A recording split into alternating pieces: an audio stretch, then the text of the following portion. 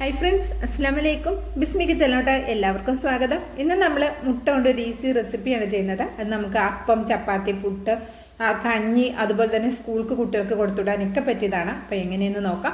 അതിനായിട്ട് ഇവിടെ എടുത്തിട്ടുള്ളത് 4 കോഴിമുട്ടയാണ്. ഇത് നമുക്കൊന്ന് വേവിച്ചെടുക്കണം. നന്നായിട്ട് ഇത് ഹൈ ഫ്ലെയിമിൽ വെച്ചിട്ട് ഒന്ന് വേവിച്ചെടുത്തിട്ടുണ്ട്. ഇത് നമ്മൾ വെന്ത ഉടനെ തന്നെ അപ്പോൾ തന്നെ ഒരു തണുത്ത വെള്ളത്തിലേക്ക് മാറ്റി കൊടുത്തു കഴിഞ്ഞാൽ പെട്ടെന്ന് തന്നെ നമുക്ക് തോലൊക്കെ കളഞ്ഞെടുക്കാം, അതിൻ്റെ തൊണ്ടൊക്കെ കളഞ്ഞെടുക്കാൻ പറ്റും. അപ്പോൾ പൊട്ടിപ്പോകുന്ന പ്രശ്നം ഉണ്ടാവില്ല കേട്ടോ. പെട്ടെന്ന് തന്നെ ഇത് തണുത്ത വെള്ളത്തിലേക്ക് ആക്കി കൊടുത്താൽ അപ്പോൾ അതിൻ്റെ തോലൊക്കെ കളഞ്ഞ് ഞാനിവിടെ രണ്ടായിട്ട് കട്ട് ചെയ്ത് മാറ്റി വെച്ചിട്ടുണ്ട്.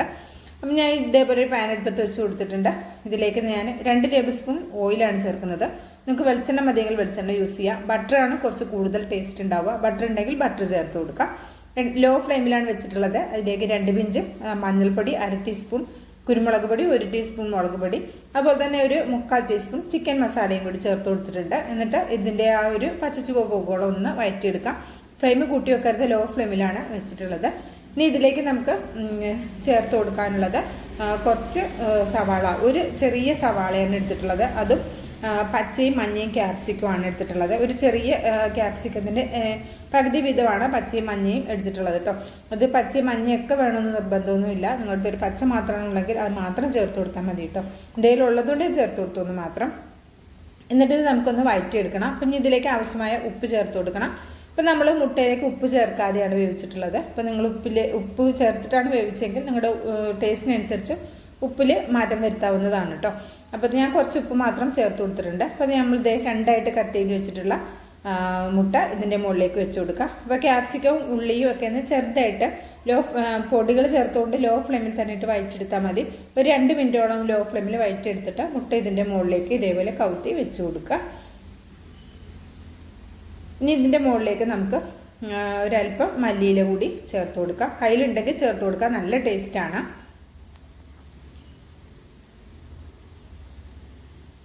അപ്പോൾ വീഡിയോ കാണുമ്പോൾ തന്നെ ഇഷ്ടമാണെങ്കിൽ ഒന്ന് ലൈക്ക് ചെയ്തോളൂ കേട്ടോ. നിങ്ങളുടെ ലൈക്ക് പ്രധാനമാണ്. ലൈക്കൊക്കെ ഒരുപാടുണ്ടെങ്കിൽ മാത്രമേ നമുക്ക് മുന്നോട്ട് പോകാൻ പറ്റുള്ളൂ. അപ്പോൾ വീഡിയോ ഇഷ്ടമാണെങ്കിൽ ഒരു ലൈക്ക് തരാൻ മറക്കരുത് കേട്ടോ. ലൈക്ക് തന്നെ എന്നെ സപ്പോർട്ട് ചെയ്യാൻ മറക്കരുത്. അതുപോലെ തന്നെ ഞാൻ കഴിഞ്ഞ വീഡിയോസ് കണ്ട എല്ലാവർക്കും, അതുപോലെ തന്നെ ലൈക്ക് ചെയ്ത എല്ലാവർക്കും ഒരുപാട് താങ്ക്സ് ഉണ്ട്. ഒരുപാട് നന്ദി, ഒരുപാട് സ്നേഹം.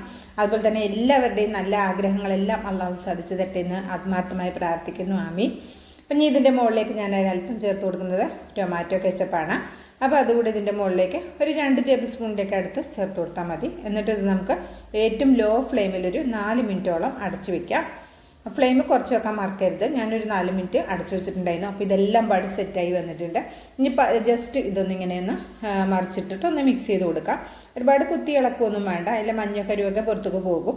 അപ്പോൾ പുറത്തേക്ക് പോയാലും ടേസ്റ്റ് ആട്ടോ. അതിൻ്റെ ഉള്ളിൽ നിന്ന് ഈ അരവും ആ മഞ്ഞക്കരുവൊക്കെ കൂട്ടിയിട്ട് കഴിക്കാൻ നല്ല ടേസ്റ്റാണ്.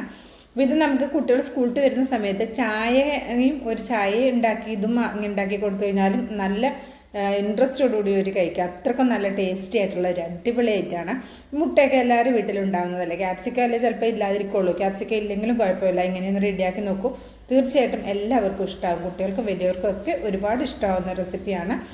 അപ്പോൾ തീർച്ചയായിട്ടും ട്രൈ ചെയ്ത് നോക്കണം കേട്ടോ. എന്നിട്ട് അഭിപ്രായം അറിയിക്കാൻ മറക്കരുത്. കമൻറ്റൊക്കെ ഒരുപാട് കുറവാണ് വരുന്നത്. അപ്പോൾ വീഡിയോ കാണുമ്പോൾ തന്നെ നിങ്ങൾക്ക് ഈ വീഡിയോ കുറിച്ചിട്ട് എന്താണ് തോന്നുന്നത് അത് തീർച്ചയായിട്ടും അറിയിച്ചോളൂ. എന്നെങ്കിലല്ലേ നമുക്ക് എന്തെങ്കിലുമൊക്കെ മാറ്റം വരുത്താനുണ്ടെങ്കിൽ നിങ്ങളുടെ അഭിപ്രായത്തിനനുസരിച്ച് നമ്മുടെ വീഡിയോസിനൊക്കെ മാറ്റം വരുത്തി എടുക്കാവുന്നതാണ്. അപ്പോൾ അഭിപ്രായം എന്തായാലും അറിയിക്കൊണ്ടു. അതുപോലെ തന്നെ ഒരു ലൈക്ക് തന്ന് സപ്പോർട്ട് ചെയ്യാനും മറക്കരുത്. അപ്പോൾ ഇതേപോലെ ഞാൻ എല്ലാതും വേഗം ഒരു പാത്രത്തിലേക്ക് മാറ്റി കൊടുക്കുന്നുണ്ട്.